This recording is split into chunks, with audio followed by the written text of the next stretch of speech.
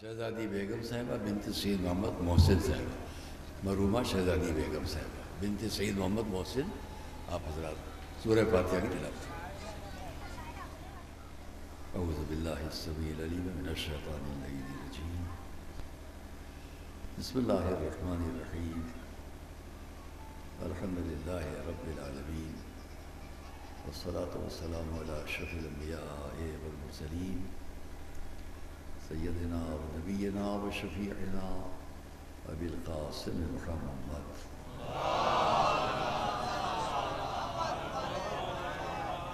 व अहले बैतिहि तय्यबीन अत्ताहिरीन अल-मासूमीन अल-मज़लूमीन रहमतुल्लाहि अलैहिम अजमईन।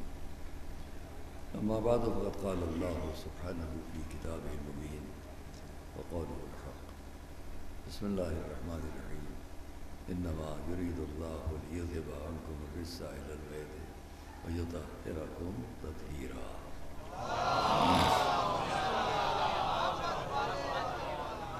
अज़ीज़ाना गिरामी, सबसे पहले मैं अज़ीज़म हुज्जतुल इस्लाम वल मुस्लिमीन आग़ाए जनाब मोहम्मद मियाँ अब्दी साहब से माज़रत ख़्वाह हूँ कि मैंने उनकी इजाज़त से जो उनको ख़िताब करना था उसको मैंने अर्ज़ किया कि पहले मैं अर्ज़ करूँ, क्योंकि हमें फ़ौरन ही वापस जाना है।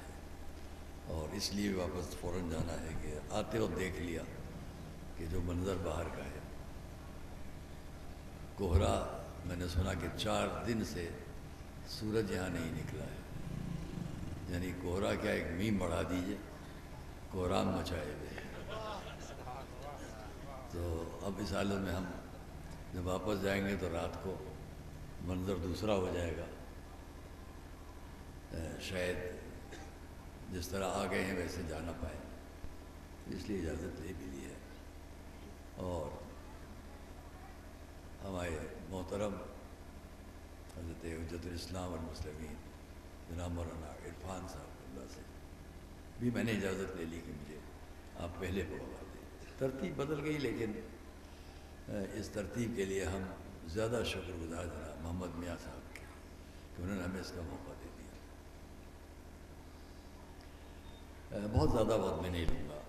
मैंने जिस आये करीमा से बात शुरू की वो उसके सिलसिले में खाली एक मंज़र पेश करूँगा, तफसीर नहीं, तफसील नहीं, एक मंज़र पेश करेंगे हम बस, और उसी पे बात खत्म कर लेंगे। आप कहेंगे मंज़र क्या है, वो भी अर्ज़ करता, क्योंकि गुफ्तगू ये बहुत होती है कि सूरह अल-अहज़ाब के जो 4 आयात हैं, उन 4 आयात के वसत में एक आयत का ये जुज़ है, आयत तथहीर, जिसको हम सब आयत तथहीर के उन्वान से जानते हैं, जिससे हमने बात शुरू की। और अगर हम, क्योंकि हज़रात उलमा और इस आयात पर गुफ्तगू सुनते हुए बचपन से आप हज़रात, इस मजमे में कोई ऐसा ना होगा जिसने इस आया करीमा से मुताल्लिक़ कस्ब फैज़ न किया हो, रूहानी फ़िक्री इल्मी फैज़ न हासिल किया। आयत तथहीर, हदीस किस्सा हर घर में, हर बच्चे की ज़बान में। उस एतबार से बहसें बहुत हैं इसमें, और जो इसकी असल कैफियत है इस आयत तथहीर की कि क्यों अज़मत है, हम अगर इतना ही जुमला कहें तो बहुत काफ़ी है। जो आज के तरक्की याफ्ता ज़हन, असर जदीद के जदीद अज़हान, वो इसको समझते हैं कि अगर कोई बात, ये भी गजब इत्तेफाक है कि अगर कोई बात हम इस्लामियात में, कुरान में, तफसीर में, तावीलात में, तारीख़ में, अपने इस्लामी ये हज़रात जो तशरीफ़ फरमाए हज़रात उलमा, ये अगर कोई बात कहेंगे और आपके सामने बयान करेंगे तो हमारे लोग उसको उतनी अहम नज़रों से नहीं देखते। بہت سی باتیں نہیں کر رہا ہوں، جو عصر جدید سے تعلق رکھنے والے ذہن ہیں. ایک صلوات پڑھیں محمد آئے تشریف لائے.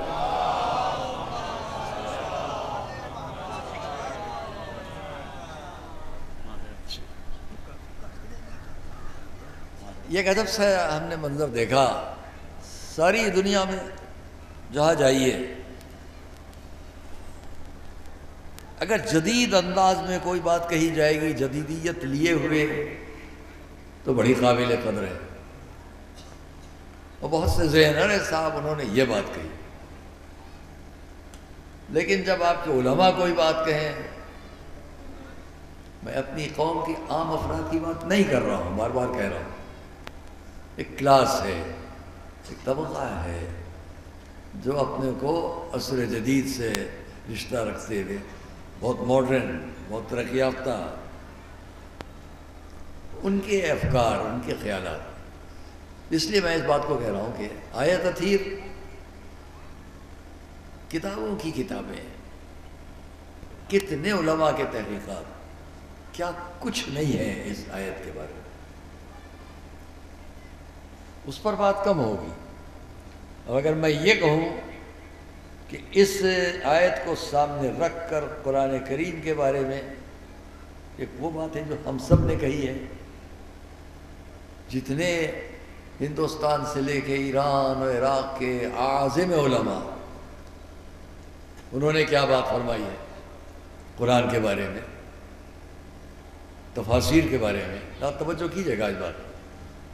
میں اگر یہ کہوں کہ اس آیت کے بارے میں حضرت آیت اللہ العظمیٰ مرد دینی اعلیٰ حضرت سید ابو القاسم الخوئی رحمۃ اللہ علیہ نے یہ فرمایا، میں اگر اس بات کو کہوں کہ ہمارے ایران میں قم میں جو عظیم علماء تشریف فرما انہوں نے اس آیت کے بارے میں یہ لکھا،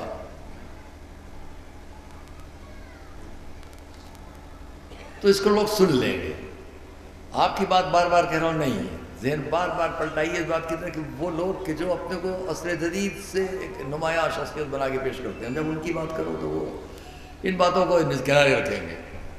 اور اگر یہ کہا جائے جناب وہ یورپ کے فلاں مورخ نے یہ بات کہی ہے، امریکہ کے فلاں مورخ نے یہ صاحب یہ دیکھیے، یہ آکسفورڈ یونیورسٹی، یہ کیمبرج یونیورسٹی سے فلاں صاحب نے یہ بات کی، تو سند ہے. کیمبرج والے کی بات سند ہے، آکسفورڈ والے کی بات سند ہے، اور قم اور نجف اور لکھنؤ والے کی بات سند نہیں ہے. جب یہاں کی بات ہو ارے مولوی صاحبان، اور جب ان کی بات ہو تو معلوم ساری ہدایت ہم کو یورپ سے ملتی ہے، امریکہ سے ملتی ہے، اپنے ملکوں سے نہیں ملتی ہے. ایک ذہن ہے. لہذا انہوں نے کیا کہا کہ مستشرقین یورپ نے یہ فرمایا ہے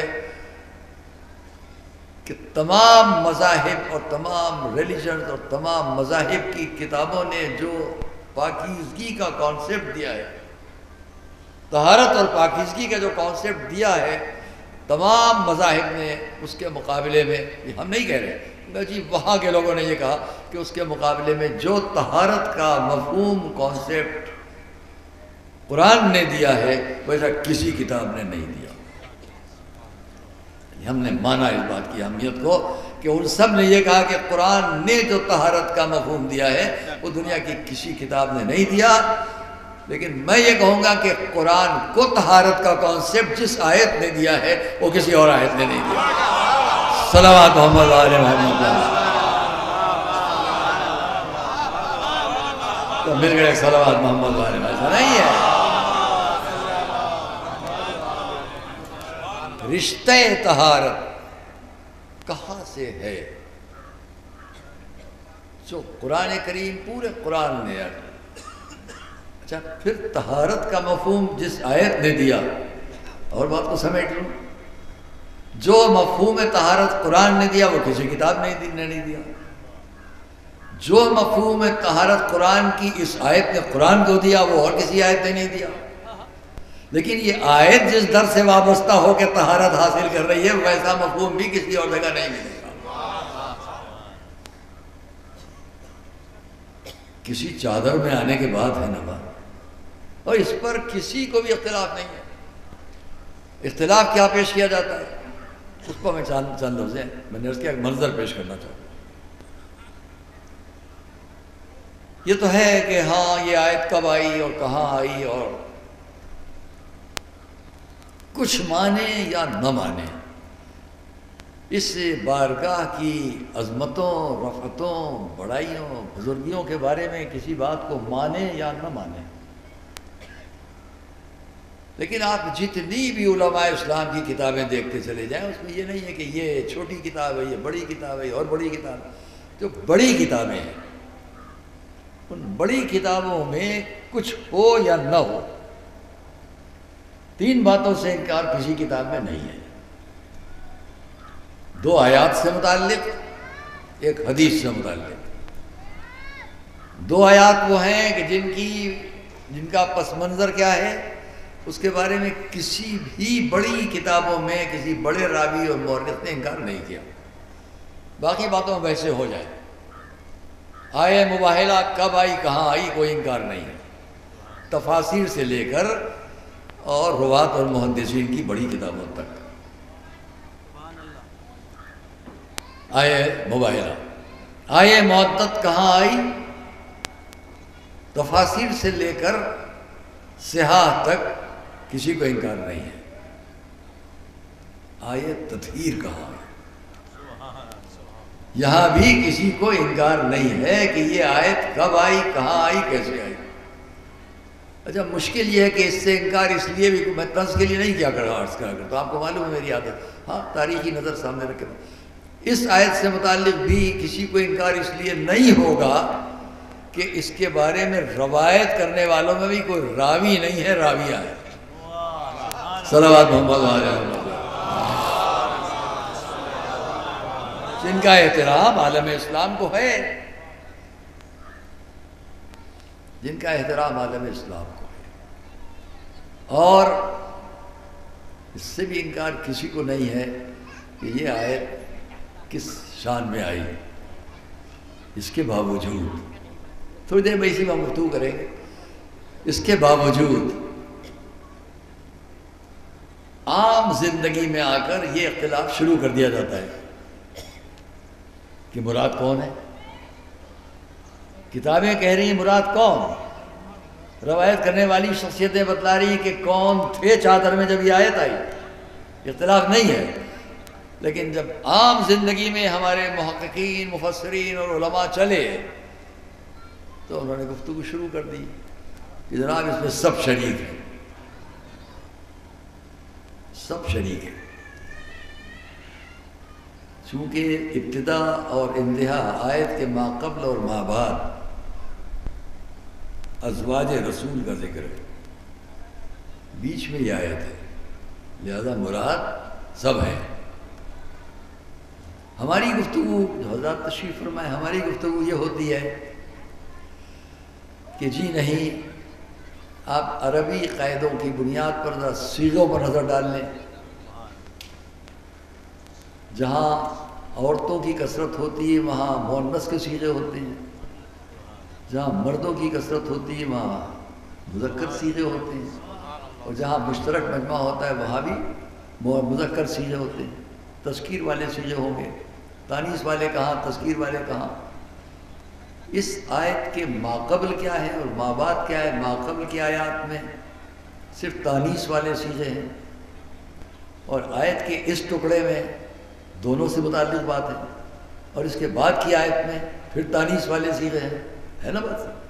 وہاں بھی مؤنث، وہاں بھی مؤنث، وہاں بھی عورتوں کا ذکر، وہاں بھی عورتوں کا ذکر، بیچ میں یہ وہ ہے جس میں مرد عورت دونوں کا ذکر۔ تھوڑا ہم اس کی وضاحت کر لیں۔ آئیے میں آپ سے عرض کرتا ہوں کہ 4 آیتیں مسلسل یہاں ہیں سورہ الاحزاب۔ اس پہلی آیت میں ایک رخ وہ ہے کہ جو صرف عورتوں سے متعلق ہے، اس کا آخری جز وہ ہے جہاں مرد اور عورت دونوں متعلق ہیں۔ فوراً دوسری آیت جب شروع ہو رہی ہے اس میں صرف عورتوں کا ذکر پھر ہے، اور جب تیسری آیت شروع ہو رہی ہے تو اس میں پھر دونوں کا ذکر ہے، چوتھی آیت میں بھی دونوں کا ذکر ہے۔ یہاں توجہ کیجیے گا، میں آیات پڑھتا ہوں۔ اور اس کو سمجھانے کے لیے اپنے عام مجمع کو حضرات علماء نے عام افراد کو بات واضح ہو جائے، ان کی فکر تک پہنچ جائے، اس کے لیے میں ایک منظر پیش کروں گا،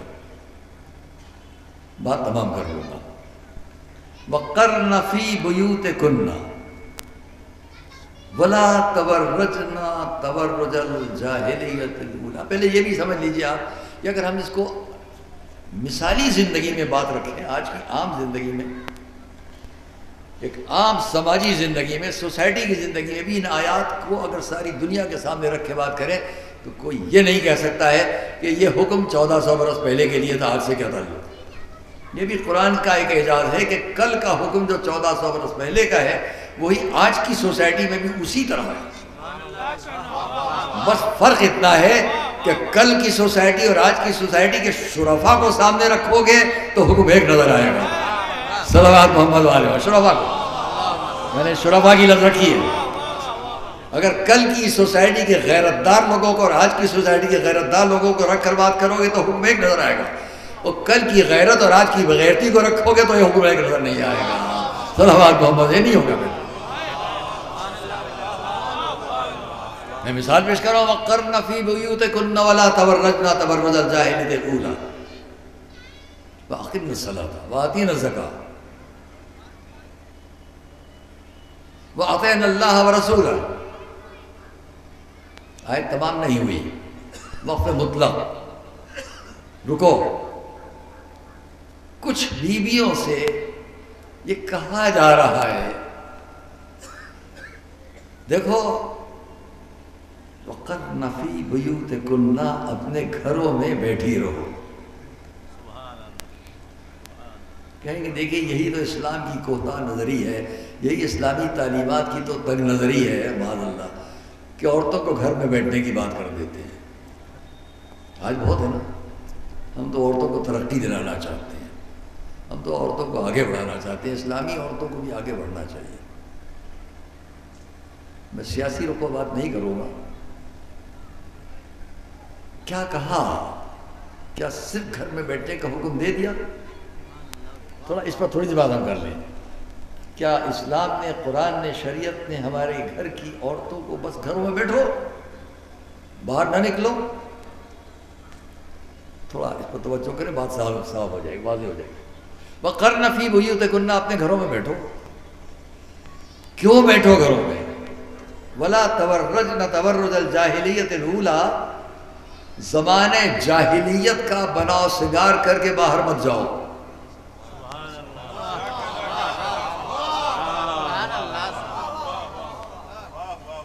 بھئی وہ زمانہ جاہلیت کا بناؤ سنگار ہوتا تھا، ذرا گود لو یہاں پر، اس کے اندر یہ رنگ بھر دو، ذرا یہاں پر کچھ گود لو، یہاں پر یہ رنگ بھر دو، ذرا دانتوں کو تیز کر لو، ذرا سر کے بالوں کو ایسا بنا لو، ذرا ناخنوں کو ایسا بنا لو۔ یہ اس زمانے کی جاہلیت کا دستور تھا۔ آج بڑے بڑے جو بیوٹی پارلر ہیں اس کے اندر زیادہ ترقی کے ساتھ وہی کام ہو رہا ہے۔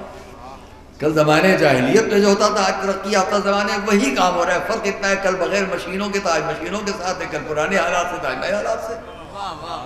تو کل ان سے منع کیا جا رہا تھا اس طرح ہو کے گھر کے باہر نہ نکلو، آج بھی ہم یہی کہتے ہیں اس طرح گھر کے باہر نہ نکلو۔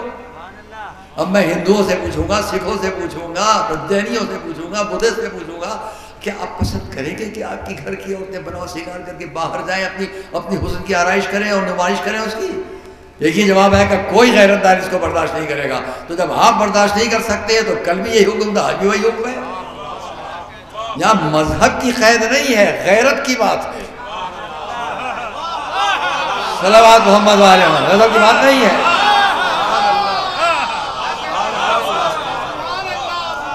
اگر غیرت کی بات نہ ہو تو آج ہندوستان میں یعنی کتنے مذاہب کے درمیان یہ کیوں ہے غیرت پر قتل کر دینا؟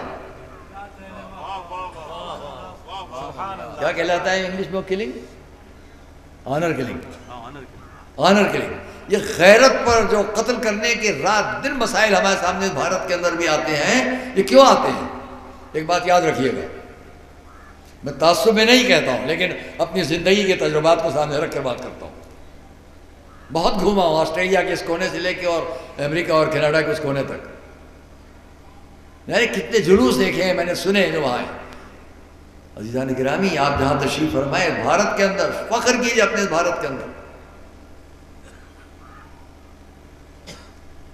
دیکھیے ہمارے بھارت میں تو ہم کو ملتا ہے، بھارت سے ملتے جلتے ملکوں میں تو آپ کو ملتا ہے کہ غیرت کی بنیاد پر باپ نے بیٹی کو مار ڈالا، غیرت کی بنیاد پر بھائی نے بہن کو قتل کر دیا، غیرت کی بنیاد پر شوہر نے اپنی زوجہ کو ختم کر دیا.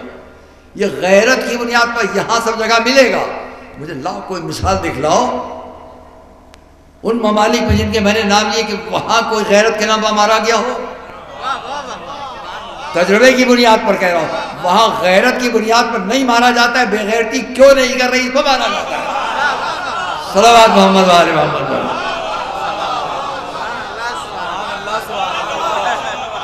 میں مثالیں دیتا اس کے لیے بہت کچھ میرے پاس ہے، مگر اس کو وقت تقاضا نہیں ہوتا. آپ کوئی واقعہ نہیں سنیں گے وہاں اس بنیاد پر الگ کر دیا جاتا ہے کہ یہ سوتے وقت خراٹوں کی آواز کیوں ایسی ہے. اس بنیاد پر الگ کر دیا جاتا ہے کہ اتنی دیر سوئے کیوں. اس بنیاد پر الگ کر دیا جاتا ہے کہ چھینکنے کا انداز کیا ہے. وہاں ان چیزوں پر جدائی ہوتی ہے، غیرت کے نام پر نہیں ہوتی ہے. ہمارے ملک میں سب کچھ برداشت کیا جائے گا، بے غیرتی نہیں برداشت ہوتی. میں اپنے ملک کی بات کر رہا ہوں. خیر یہ ایک الگ گفتگو ہو جائے گی. تو آئیے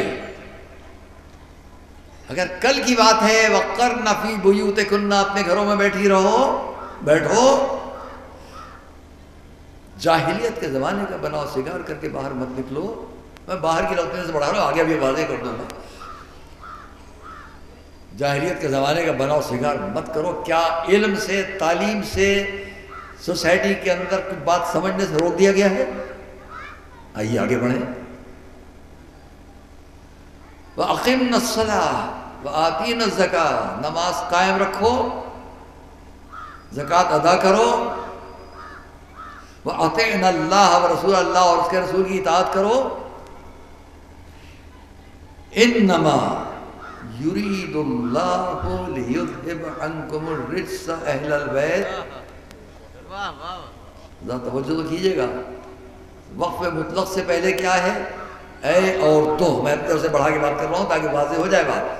اے بیویوں، اے عورتوں، یہ کرو، یہ کرو، یہ کرو، یہ نہ کرو. اب قرآن رکتا ہے، قرآنی آیت ٹھہرتی ہے، اور اب کیا کہتی ہے؟ اور تم سب کے لیے اس نے ارادہ کر لیا. اب یہاں مردوں عورتوں دونوں کا ذکر ہے. انما یرید اللہ، اللہ نے ارادہ کر لیا اے اہل بیت رسالت تم سے ہر برائی کو دور رکھے اور تمہیں ویسا پاک رکھے جو پاک رکھنے کا حق ہے. یہاں پر پھر وہ جملہ ختم ہو گیا جہاں مرد عورت دونوں مراد ہیں. اب دوسری آیت کیا کہتی ہے؟ پھر وہی بات آ گئی. وَاذْكُرْنَ، اور اے بیویوں، وَاذْكُرْنَ مَا يُتْلَى فِي بُيُوتِكُنَّ، تمہارے گھروں میں جس بات کی تلاوت یعنی جو بات پڑھی جاتی ہے، یعنی جو بات سنائی جاتی ہے، جو بات سمجھائی جاتی ہے، اس کو یاد رکھو. غور کیجئے گا جملہ تمام کرنے جا رہا ہوں. یہ نہیں ہے کہ اسلام نے عورتوں کو گھر کے اندر چار دیواری کے اندر محدود کر دیا ہے. آخری جملے پر غور کیجئے گا. وَاذْكُرْنَ مَا يُتْلَى فِي بُيُوتِكُنَّ مِنْ آيَاتِ اللَّهِ وَالْحِكْمَةِ. یہ آیات الہیہ کیا ہیں اور حکمت کیا ہے؟ کسی عالم سے آپ معلوم کریں. آیات الہیہ کے لیے میں کہہ سکتا ہوں نشانیاں مذہبی اللہ تک پہنچنے کی، پہنچانے کی، مگر حکمت کیا ہے؟ والحکمہ، حکمت عقل، تدبر، فکر، سمجھ، 12 معانی کو سمیٹ کر اگر میں حکمت کی بات کروں تو عقل. قرآن کیا کہہ رہا ہے؟ گھروں سے تو نہ نکلو، مگر گھر میں اگر بیٹھو تو اس طرح بیٹھو کہ اللہ کی نشانیوں کو بھی سمجھو اور علم کو بھی سمجھو. تو گھر میں بیٹھنے والی عورتوں کو صرف بٹھایا نہیں جا رہا ہے بلکہ علم پر بھی آمادہ کیا جا رہا ہے. تو گھروں میں رہ کر کیسے علم ممکن ہے جب تک کہ کچھ علم والوں کے ساتھ نہ ہوں. ایک جملے میں بات واضح ہوتی ہے. یہ بیچ میں کچھ شخصیتوں کو رکھ کر حضور کے گھر میں رہنے والی بیویوں کو کہا گیا ایسا کرو، ایسا کرو، ایسا کرو، اور بیچ میں جو یہ لوگ شخصیتیں ان کو دیکھو اور پھر اس کے بعد ایسا سمجھو، ایسا سمجھو. آیات کا انداز یہ بتا رہا ہے کہ کچھ شخصیتیں اسی گھر میں ایسی ہیں جن کو حکم ہے کہ تم سمجھاؤ اور کچھ وہ ہیں جن کو حکم ہے تم سمجھو. تو ایک ہی گھر میں سمجھانے والیاں بھی ہیں اور سمجھنے والیاں بھی ہیں. صلوات محمد و آل محمد. ایک صلوات اور محمد و آل محمد. میں مثالاً کہہ سکتا ہوں، منظر کے اعتبار سے کہہ سکتا ہوں. میں ایک مجمع میں گیا، آپ میری تو توجہ کریں. میں ایک مجمع میں گیا، وہاں اب آپ نہیں تو دیکھیں گے، میں کچھ کہوں گا نہیں، صرف کچھ کہوں، باتیں کروں گا اور وہ اپنے انداز میں کروں گا، آپ سمجھ جائیں گے. میں ایک مجمع میں گیا جہاں کچھ بیویاں بیٹھی ہیں. وہیں ایک سائڈ میں میں نے دیکھا کچھ حضرات علماء بھی تشریف فرما ہے. میں نے ان بیویوں سے کہا دیکھیے بہتر یہ ہے کہ مجمع عام میں اس طرح آپ لوگ نہ بیٹھیں. ذرا اگر چہرے پر نقاب ڈال لیں تو اچھا ہے، سر پر پلو ڈال لیں تو اچھا ہے. اگر کچھ وقت آپ کے پاس ہے تو آپ کچھ مسائل دینیہ حاصل کریں، کچھ پڑھیں، کچھ لکھیں، کچھ سمجھیں.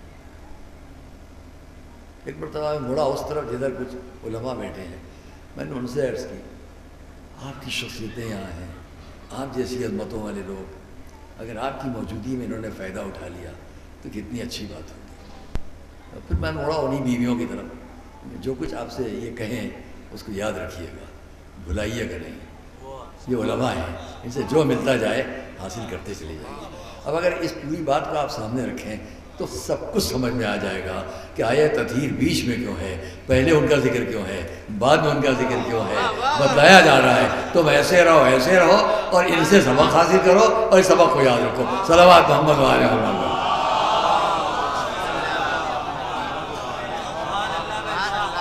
اب ہمیں کسی وضاحت کی ضرورت ہے، اسی وضاحت کی ضرورت ہے. اگر اس منظر کو ہم سمجھ لیں تو بات واضح ہو جائے گی قرآن نے اس انداز میں کیوں کہا. وَاذْكُرْنَ مَا يُتْلَىٰ فِي بُيُوتِكُنَّ مِنْ آيَاتِ اللَّهِ وَالْحِكْمَةِ إِنَّ اللَّهَ كَانَ لَطِيفًا خَبِيرًا. دونوں آیتیں ختم ہو گئیں.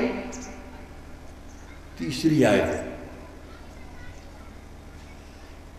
اس تیسری آیت کے سلسلے میں ہم تمام عالم اسلام سے ایک بات کہتے ہیں.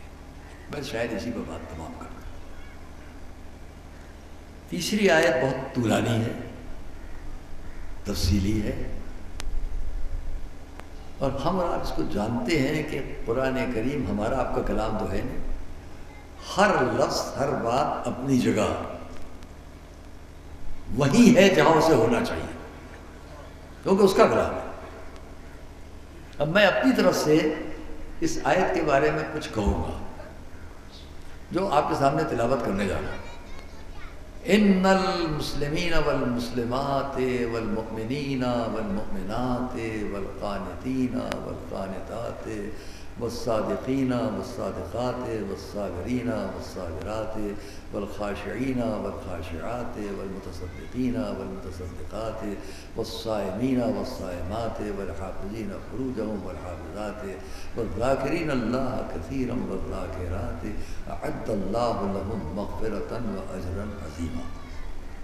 بہت توجہ فرمائیے گا، بات تمام ہو رہی ہے. اب یہاں پھر سب کا ذکر ہے، اور اگر ہم تفاسیر کی ترتیب پر جائیں تو وقت بہت زیادہ خرچ ہو جائے گا، اسے ہم چھوڑتے ہیں، اس ترتیب پر چھوڑتے ہیں بات کو. لیکن اتنا آپ سے کہیں ان المسلمین والمسلمات، تمام عالم اسلام سے بات ہے. میں اس مجلس کی مناسبت سے آخر کلام تک پہنچ رہا ہوں، ایک بات کی زحمت دے رہا ہوں. اس کے پہلے تمہید میں اتنی بات ہے.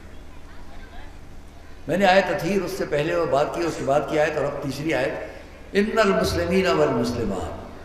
میں تمام عالم اسلام سے ایک بات کہتا ہوں.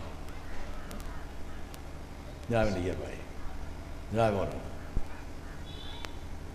قرآن کہہ رہا ہے ان المسلمین والمسلمات.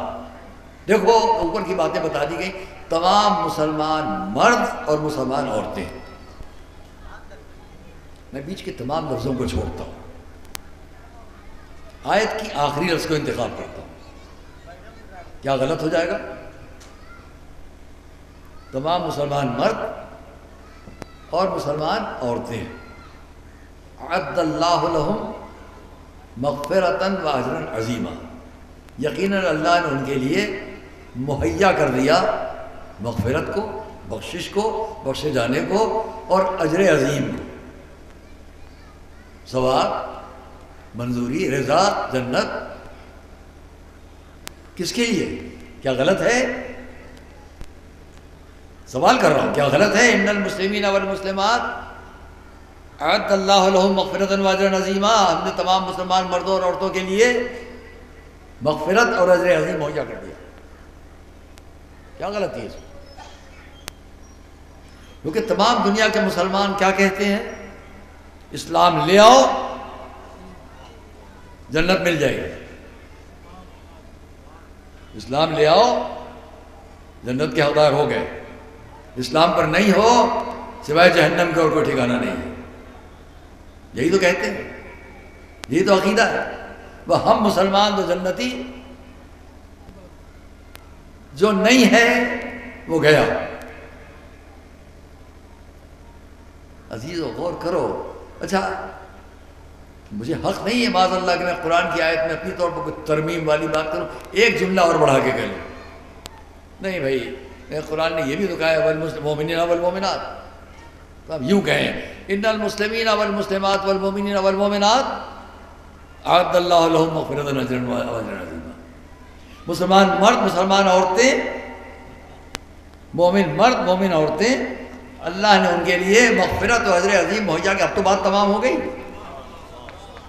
اب تو بات ختم ہو گئی کہ اگر مسلمان ہو، اسلام لے آئے ہو، خالی اتنا کافی نہیں ہوگا، ایمان بھی ہو تو مغفرت بھی ہے، اجر عظیم بھی ہے۔ اب تو بات تمام ہو جانا چاہیے، نہیں، اب بھی قرآن بات تمام نہیں کرتا، بلکہ کیا کہہ رہا ہے؟ مسلمان مرد، مسلمان عورتیں، مومن مرد، مومن عورتیں، اطاعت کرنے والے مرد، اطاعت کرنے والی عورتیں، سچ بولنے والے مرد، سچ بولنے والی عورتیں، صبر کرنے والے مرد، صبر کرنے والی عورتیں، اطاعت کرنے والے مرد، اطاعت کرنے والی عورتیں، خیرات کرنے والے مرد، خیرات کرنے والی عورتیں، روزہ رکھنے والے مرد، روزہ رکھنے والی عورتیں، اپنے کردار کی حفاظت کرنے والے مرد، اپنے کردار کی حفاظت کرنے والی عورتیں، اللہ کو یاد کرنے والے مرد، اللہ کو یاد کرنے والی عورتیں۔ جب اتنے مدارس سے گزر جاؤ گے تب ہم کہیں گے کہ ہم نے تمہارے لیے مغفرت بھی رکھی، اجر عظیم بھی رکھا۔ خالی نہ اسلام کافی ہوگا نہ خالی ایمان کافی ہوگا۔ اسلام اور ایمان کافی ہے، لیکن کیا ممکن کہا اسلام ہٹ جائے، کیا نہیں ممکن کہا ایمان ہٹ جائے۔ اسلام اور ایمان کے راستوں پر رہنے کے لیے اتنی باتیں اور ہیں، ان کو ساتھ لے کر چلتے رہو، چلتے رہو، چلتے رہو، تب آخر وقت تک اسلام پر بھی رہو گے، ایمان پر بھی رہو گے، اور مغفرت و اجر عظیم بھی ملے گا۔ صلوات محمد و آل محمد۔ یہ نہیں ہے،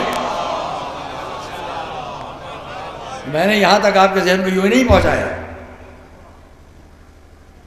پہلے تو میں اس بات کو یہی تمام کر لوں کہ اسلام میں مرد اور عورت میں بڑی تفریق کی گئی ہے۔ میں اس بات کو ہمیشہ عرض کیا کرتا ہوں، یہاں عرض کر لوں کہ تفریق کی بات آپ جب دنیا کی نظر سے اسلام کو دیکھیں گے تو آپ کو فرق نظر آئے گا مردوں اور عورتوں میں۔ اسلام نے ذمہ داریوں کی بنیاد پر اجر کا امر رکھا ہے۔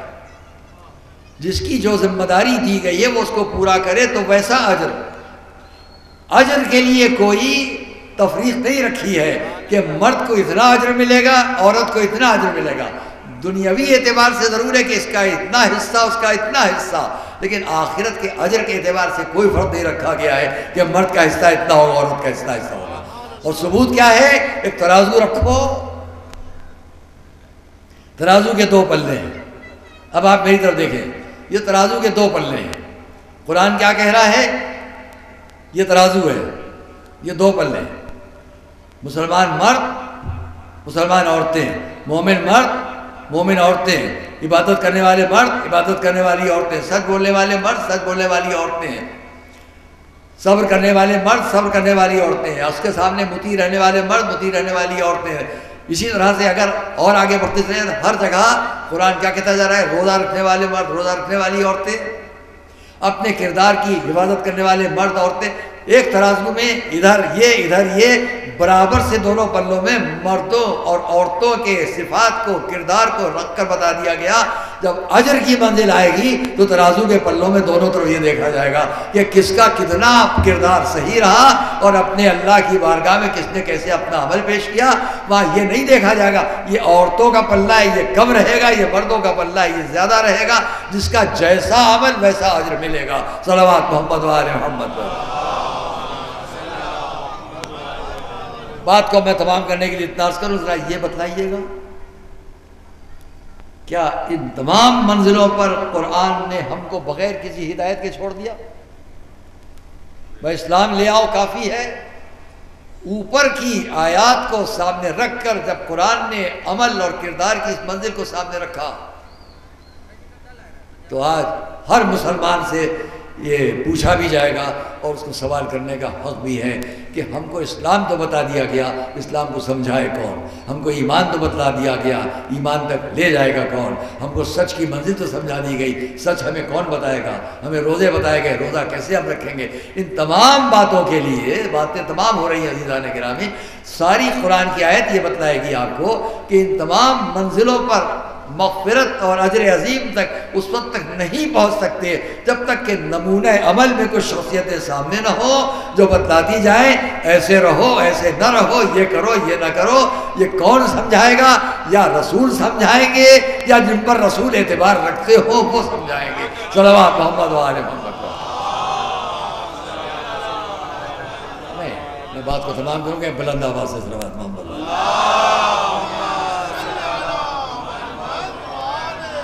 اسی آئے تطہیر تک واپس جاتے ہوئے اتنا جملہ اور عرض کروں. ابھی آتے آتے ذہن میں بات آئی، ہمارے حضور کا لقب جہاں بہت کچھ ہے وہاں سید الانبیاء. تمام عالم اسلام کے لیے قیامت تک نمونہ عمل ذات گرامی ہے حضور کی کہ تمام انبیاء نے جو پیش کیا وہ حضور نے پیش کیا، اس لیے سید الانبیاء. تمام انبیاء کی شریعتیں سمٹ کر یہاں آ گئی اور یہاں پر دین مکمل ہوا. تمام انبیاء کے سردار حضور ہیں. ان کی طرف سے جس بات کو ہم مانتے ہیں کہ تمام اوصیاء میں سید الاوصیاء مولا علی.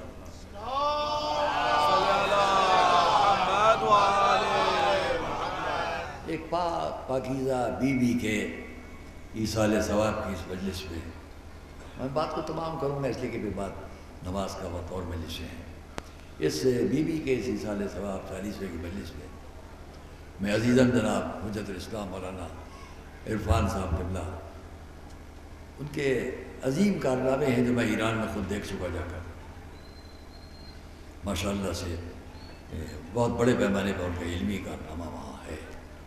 بچوں کو جو وہاں کے بھی ہوں انہیں جدید تعلیم سے بھی آشنا کراتے رہنا، انگلش تعلیم کیسے، انگریزی درجہ تعلیم کیسے اور دینی تعلیم بچوں کے لیے بچیوں کے لیے بہت بڑے پیمانے پر ان کے وہاں خدمات ہیں ماشاءاللہ جو میں نے خود بھی دیکھے. اور جو ہمارے اور تمام حضرات علماء سب کے اپنی اپنی جگہ خدمات ہیں. میں ان کی خدمت پر ان کے خانوادے کی خدمت پر ان کے تمام عزیزوں کی خدمت میں تسلیت اور تعزیت پیش کرتے ہوئے اتنا کہنا چاہوں گا کہ ہر گھر میں ہمارے یہاں جب یہ مجالس یہ ایصال ثواب ہوتی ہیں تو کچھ مثالی نمونے والی شخصیتوں کو سامنے رکھا جاتا ہے تاکہ تحصیل ثواب کا راستہ دل کی گہرائیوں کے ساتھ. یہ نہیں کہ ہم نے سن لیا بلکہ ہمیں عقیدہ ہے ان جانے والوں. تو میں اس کے لیے فضیلت میں ایک جملہ کہنا چاہتا ہوں کہ جن کی کنیزی پر یہ جانے والی بھی فخر کرتی ہوں گی. دوستو عزیزو، ہمارے حضور کا لقب ہے سید الانبیاء. ہم آپ سب جانتے ہیں کہ نبوت کا تعلق اور رشتہ حضور کا اس وقت بھی ہے جب آدم ما بین الماء والطین، کوئی اس میں ہمیں فرق نہیں ہے. لیکن ایک بہت ظاہری بات میں پوچھنا چاہتا ہوں، بہت ظاہر بظاہر. آپ نے حضور کے لیے لفظ سید الانبیاء کب سے سمجھا؟ کم سے کم اس ظاہری زندگی میں 40 سال گزر گئے ہیں کم سے کم. اعلان نبوت کے بعد اب لوگوں نے ماننا شروع کیا ہمارے نبی ہیں تو سید الانبیاء. ہمارے مولا کے لیے کب سے ہم نے یہ سمجھ لیا کہ سید الاوصیاء، جب حضور کے ساتھ رہتے رہتے وہ وقت بھی آ چکا، متفق طور پر کم سے کم ہم غدیر تک چلے جائیں، یعنی حضور کی 40 سال کی زندگی گزر جائے تو ہماری سمجھ میں آنے لگے گا سید الانبیاء۔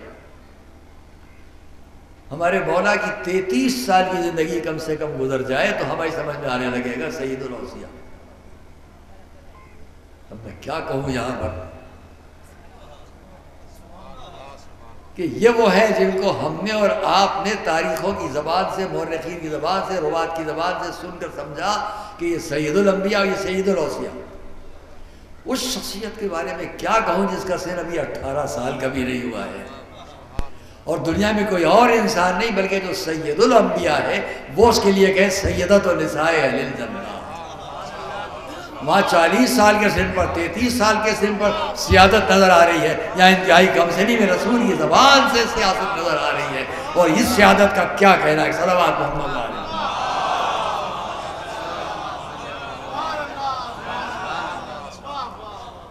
یہاں دوستو میری جیب میں بھی ایک چیز رکھی ہوئی ہے، اس کو میں پڑھ کے سناتا، مگر وقت کے اعتبار سے بات کو تمام کر رہا ہوں کہ مورخین نے، آج کے بھی علماء نے، جیسا کہ میں نے کہا ہے تطہیر میں بھی بہت سی جگہوں پر حق تلفی ہوتی ہے، اس میں بھی یہ روایت کہ شہزادی کو سیدۃ النساء اہل الجنہ اور سید النساء العالمین کب کہا گیا، اس کے بارے میں بس اتنا لکھ دیا جاتا ہے کہ آخر وقت حضور کے پاس تشریف لائی، حضور نے کچھ فرمایا غمزدہ ہوئی، کچھ فرمایا خوش ہوئی، قریب بیٹھنے والی ایک بڑی شخصیت نے پوچھ لیا یہ ایک ہی وقت میں رونا اور ہنسنا کیسا؟ ان کا رسول نے منع کر دیا ہے، بعد میں بتاؤں گا۔ یہ روایت میں نے دیکھی ہر جگہ ہے، تمام بڑی کتابوں، مگر آج کی دنیا میں اس کو جو پیش کیا جا رہا ہے کتابی شکل میں بھی، اس کے اندر یہ ہے کہ رسول نے فرمایا، جب بعد میں پوچھا آپ کیوں روئیں اور کیوں ہنسی، تو بعد میں بتایا کہ رسول نے فرمایا کہ اس سال جبرائیل 2 دفعہ قرآن سنائے، میں نے سمجھ لیا کہ میں جا رہا ہوں، تو جب رسول نے یہ بتلایا کہ میں اس سال جا رہا ہوں تو میری آنکھوں میں آنسو آئے، اور جب انہوں نے فرمایا تم مجھ سے سب سے پہلے ملو گی تو حضور خوش ہو گئے، تو شہزادی خوش ہو گئی۔ یہ کیا ہے؟ پوری روایت کے آخری منظر کو غائب کر دیا گیا۔ اگر آپ اجازت دیں تو میں اس اصل متن عبارت کو پڑھ کر سناؤں گا۔ ایک صلوات پڑھیں محمد والے۔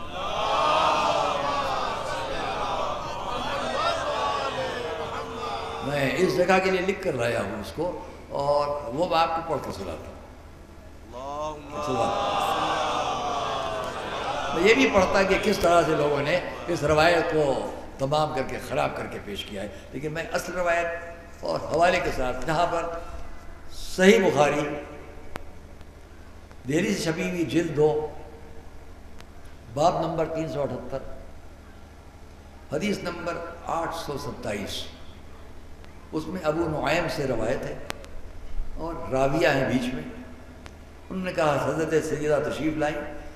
اب میں اس پوری روایت کو نہیں پڑھوں گا، آپ کا وقت خرچ ہوگا، میں اتنا آخر میں کہہ دوں کہ جہاں پر یہ روایت آج بیان کی جا رہی ہے اور لکھی جا رہی ہے، اس میں اتنا ہے کہ کیوں روئی اور کیوں ہنسی، تو انہوں نے فرمایا، معصومہ نے انہی راویہ سے، کہ جب رسول نے فرمایا کہ تم گھر والوں میں سب سے پہلے مجھ سے ملو گی، تو بات نے مجھے رلا دیا، اور جب آپ نے فرمایا کہ اور سب سے پہلے تم مجھ سے ملو گی تو میں خوش ہو گئی۔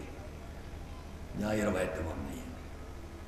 صحیح بخاری کی اس روایت کو آخر تک سن لیجئے۔ جب رسول نے فرمایا کہ گھر میں تم سب سے جو سب سے پہلے مجھ سے عامل ہوگی، تو اس بات نے مجھے رلایا۔ پھر آپ نے فرمایا کیا تم اس بات پر راضی نہیں کہ تمام جنتی عورتوں کی سردار تم ہو، یا تمام مسلمان عورتوں کی سردار تم ہو؟ اس بات پر میں ہنس پڑی۔ فقال اما ترضین ان تکونی سیدۃ النساء اہل الجنہ و نساء المؤمنین، فضحکت لذلک۔ متن عبارت جب اس طرح موجود ہے کہ رسول نے یہ فرمایا کہ تم جنت کی عورتوں کی سردار ہو یا تمام مومنین کی عورتوں کی سردار ہو، مومنات کی عورتوں کی سردار ہو، تو خوش ہوئی۔ اس آخری فقرے کو حذف کر دینے سے صرف یہی تو دلیل بنتی ہے کہ یہ کاروان اسلامی عورتوں کے سلسلے میں بغیر کسی رہبر کے ہے۔ کون ان کو عملی زندگی سمجھائے گا جب تک کہ ان کی کوئی قیادت کرنے والی شخصیت نہ ہو؟ رسول تو قدم قدم پر دونوں کے لیے قائد بتلاتے چلے گئے، ہم ہر جگہ دونوں جگہ حذف کرتے چلے گئے، کہیں مردوں کے مسئلے میں، کہیں عورتوں کے مسئلے میں۔ عورتوں کے مسئلے میں آج یہ بیان کرتے کیوں حجاب ہوتا ہے کہ رسول نے کہا سیدہ تم عالمین کی عورتوں کی سردار ہو، تم جنت کی عورتوں کی سردار ہو۔ جب تک کہ سیدہ کا کردار سامنے نہ رکھا جائے، اسلامی عورتوں کا کردار نمایاں ہو کے کیسے ابھرے گا؟ صلوات محمد و آل محمد۔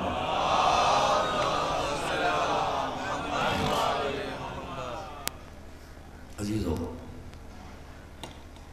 ہمارے اور آپ کے سامنے بات کو تمام کرتا ہوں، شہزادی کا کردار، معصومہ کا کردار، جس کے لیے ہم جتنی دیر بھی پڑھیں اور جتنی مجلسوں میں پڑھیں، اشرے پڑھے جاتے ہیں اس پر۔ میں اس بات کو بس تمام کر رہا ہوں کہ وہ ہیں شہزادی کہ جب آ جائیں تو رسول تعظیم دیں۔ یہ عظمت کے لیے اٹھنا اگر شرعی طور پر سیرت رسول کے مصداق بن کر ہمارے لیے حکم بنتا تو ہر مسلمان مرد پر واجب ہوتا کہ جب اس کی بیٹی آئے تو اس کو تعظیم دے۔ نماز ویسے پڑھو جیسے رسول نے کی، روزہ ویسے رکھو جیسے رسول نے کیا، حج ویسے کرو جیسے رسول نے کیا، تو بیٹی کی تعظیم بھی ویسے تو جیسے رسول نے دی۔ یہ نہیں ہے، سب جگہوں پر عمل رسول سامنے رکھو، لیکن جب بیٹی کی تعظیم کا موقع آئے گا تو یہ صرف مخصوص ہو جائے گا سیدہ کے لیے، تاکہ اس کردار کو دنیا کے آنے والی ہر مسلمان اور مومن عورت کردار بنائے۔ صلوات محمد و آل محمد۔ اور اس لیے میں عرض کیا کرتا ہوں رسول کون ہے؟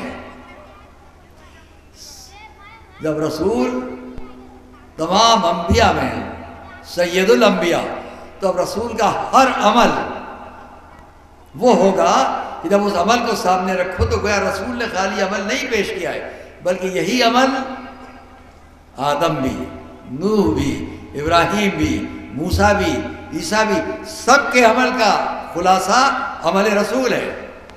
اب اگر رسول سیدہ کی تعظیم کو اٹھیں تو رسول صرف نہیں اٹھ رہے ہیں، آدم اٹھ رہے ہیں، نوح اٹھ رہے ہیں، ابراہیم اٹھ رہے ہیں، موسیٰ اور عیسیٰ اٹھ رہے ہیں۔ صلوات محمد و آل محمد۔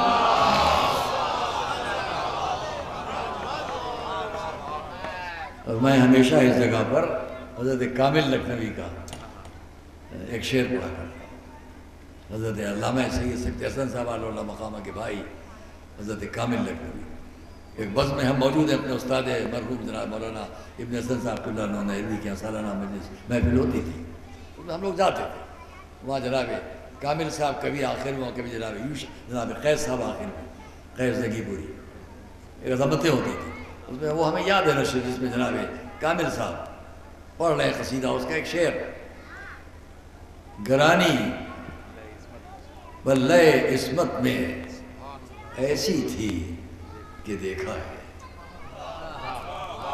دیکھا ہے، سنا نہیں ہے۔ گرانی پلے عصمت میں ایسی تھی کہ دیکھا ہے، پے تعظیم اڑ جاتا تھا وزن مرسل آدم۔ صلوات محمد و آل محمد۔ اڑ جاتا تھا وزن مرسل آدم۔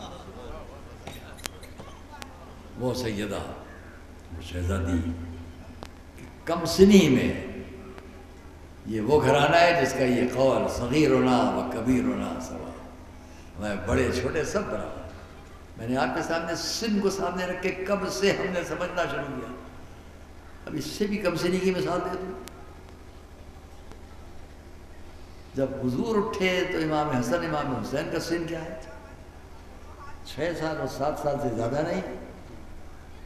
یہ لقب کس نے دیا ہے؟ سیدہ شباب اہل جنہ، رسول ہی کا تو دیا ہوا۔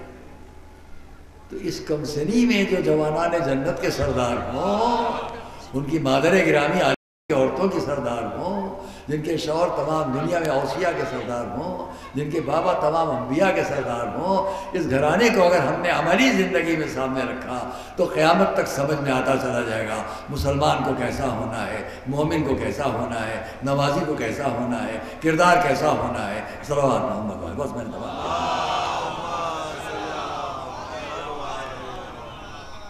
اور اس لیے میں ایسے بی بی کے اس مومنہ کے اصال ثواب کی مجلس میں بطور تسلیت و تعزیت اتنا کہوں گا کہ آپ سب کے سب اتنی دور سے اس موسم میں جمع ہیں۔ ابھی اس کے بعد کے بھی بیانات آپ انشاءاللہ سماعت فرمائیں گے، کیونکہ شریک ثواب ہونا ہے اور جانے والی کے لیے اصال ثواب ہونا ہے۔ عقیدہ ہے، یقین ہے کہ جو گئی بھی اس کو جوار معصومہ میں اللہ جگاتے ہیں۔ اس لیے کہ ہمارا ایک یہ بھی عقیدہ ہے، تمنا شہزادی کی یہ تھی کہ ان کے بیٹے کا غم منایا جائے، ان کے بیٹے کا ماتم کیا جائے، ان کے بیٹے کے غم میں آنسو بہائے جائے۔ اور یہ واقعہ ہمیں روایات میں تو ملتا ہے، خالی امام حسین کے لیے نہیں بلکہ شہزادی زینب کے لیے بھی، شہزادی زینب کے لیے بھی، کہ جب ولادت ہوئی ہے ہماری آپ کی شہزادی زینب کی تو حضور گھر میں آئے، آ کر آواز دی، بیٹی تمہارے یہاں جو نو مولود ہے اسے مجھے دے دو۔ شہزادی نے لا کر اپنی بیٹی کو رسول کے سپرد کیا۔ رسول نے شہزادی زینب کو اپنے سینے سے لگایا اور روایت کا فقرہ ہے کہ آرام کیا۔ اور کچھ دیر بعد جب اٹھے تو ہماری اور آپ کی شہزادی جناب معصومہ سامنے کھڑی ہے، اپنے بابا کو اٹھتے ہوئے دیکھا تو شان سے دیکھے زینب تو سینے سے لگی ہیں اور رسول کی آنکھوں سے آنسو بہ رہے ہیں۔ میں نے اس روایت کو خود دیکھا، آپ کے سامنے عرض کر رہا ہوں۔ تو شہزادی نے پوچھ لیا بابا یہ آنکھوں میں آنسو کیسے؟ جواب دیا بیٹی میں دیکھ رہا ہوں کہ تمہاری یہ بیٹی بڑے غم اٹھائے گی۔ خبر دے دی رسول نے کہ زینب بڑے مسائل برداشت کرے۔ میں اسی لیے عرض کیا کرتا ہوں کہ شہزادی زینب کی زندگی میں مجھے 4 سفر نظر آتے ہیں۔ جلدی جلدی میں ان 4 سفر پر آپ سے بات کر لوں، اس سے 3 سفر وہ ہیں، اس سے اندازہ کریں کہ عظمت زینب کیا ہے۔ جو روایت دیکھی وہ بیان کر رہا ہوں کہ جب مولا علی مدینے سے کوفے آئے تو بڑا کارواں ساتھ ہے، لشکر ساتھ ہے، جوانان بنی ہاشم ساتھ ہیں، بہت لوگ ساتھ ہیں۔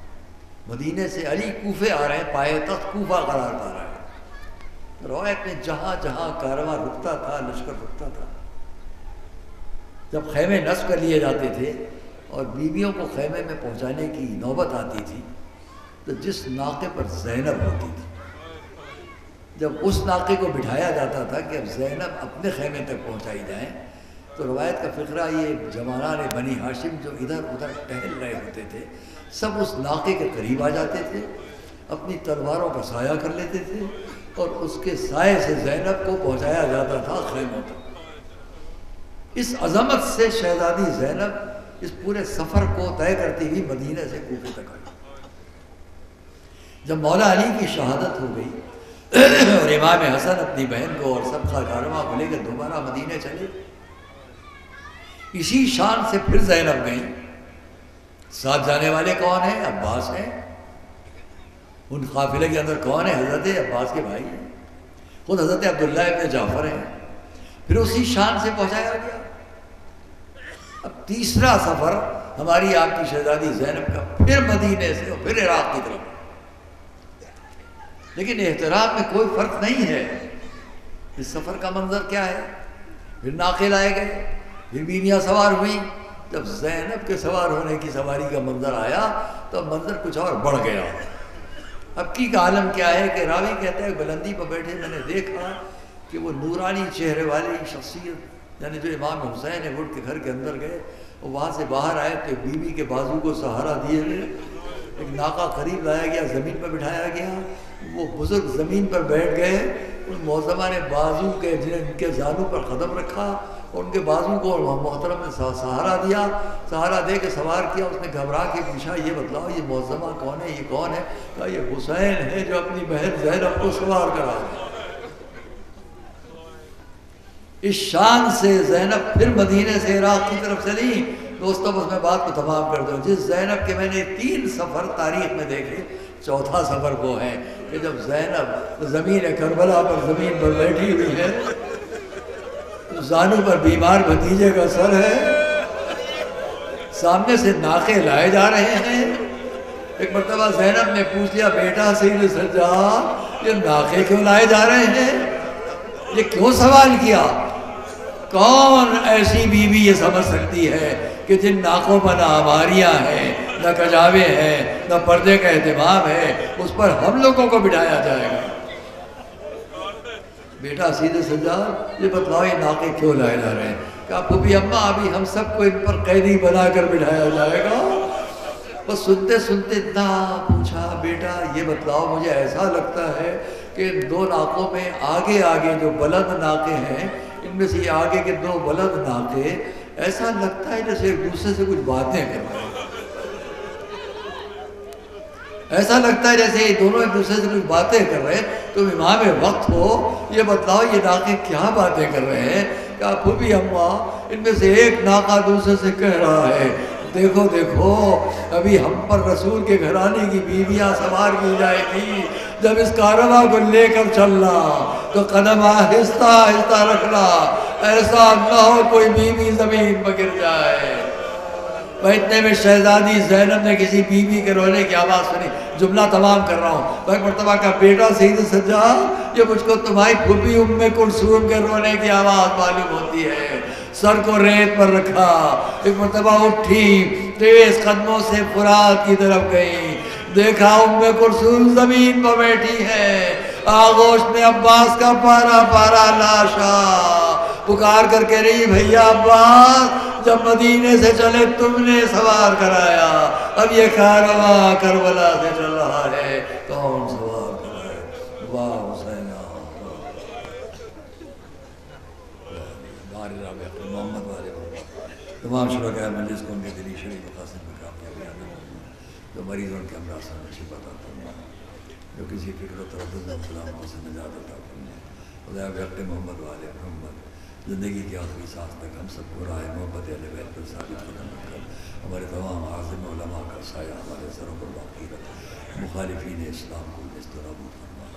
حق محمد والے زندگی کی آخری سانس تک ہم سب راہ حق پر ثابت قدم رہے ہیں. ظہور حضرت حجت نے تاجر فرما حافظات مطلع مرومہ شہزادی بیگم بنتے محمد شہزادی بیگم بنتے محمد محسن صاحب کے لیے مرومہ کی نیسا نے